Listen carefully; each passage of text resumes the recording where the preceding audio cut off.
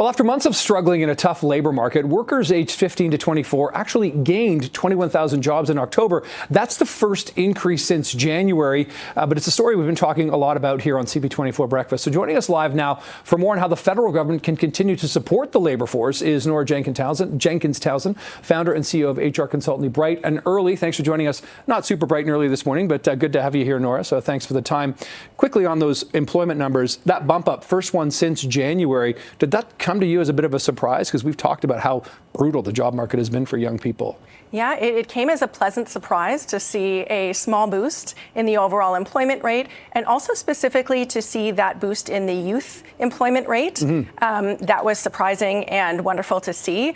It's still not back to those pre-pandemic rates, so it's an area where we continue to need growth and investment, both from the government and from businesses. But that was quite nice to see. What did you make, Nora, of the investment, the sort of around $300 million in the budget this week for youth unemployment? A good start, a good move? How would you assess that?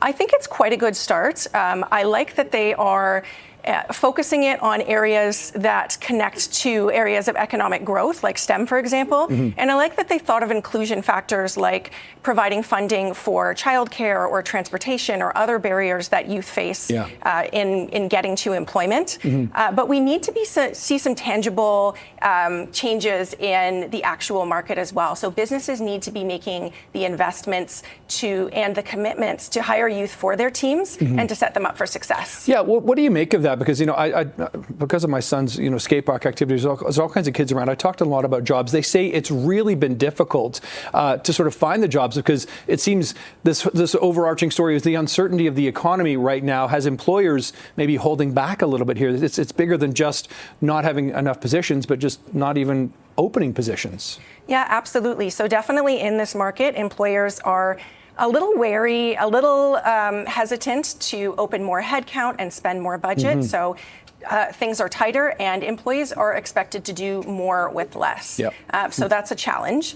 But I think it's a great opportunity for them to invest. It's a great long-term investment to bring more youth or entry-level workers on board. And they often have much better digital native skills or AI-first skills. A lot of organizations are wanting to automate things, to keep headcount down, but youth workers are often wonderful at finding those efficiencies, at doing more with less, and we need to be giving them some chances and opportunities as well. What about AI? How is that having an impact on the job market? Because there's all this talk that AI is going to kind of eliminate or significantly reduce kind of entry-level work.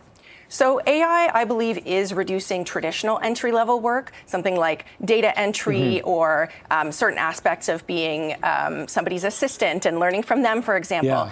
But there are opportunities to create other types of entry-level roles that fit the skills of youth today. And I would love to see the government funding continue to focus on developing those skills. So while many youth do have those, AI-first skill sets, we need to make sure that those are keeping up and that they're translating to what employers tangibly need in the workforce. The lack of sort of fear or the confidence, I suppose, that younger people have with technology, their ability to just embrace it is pretty significantly different from, I'm 51. Some things, I'm not saying I'm old, but technologically I don't necessarily adopt as easily. So there is a huge benefit to the younger employees on that realm, isn't there?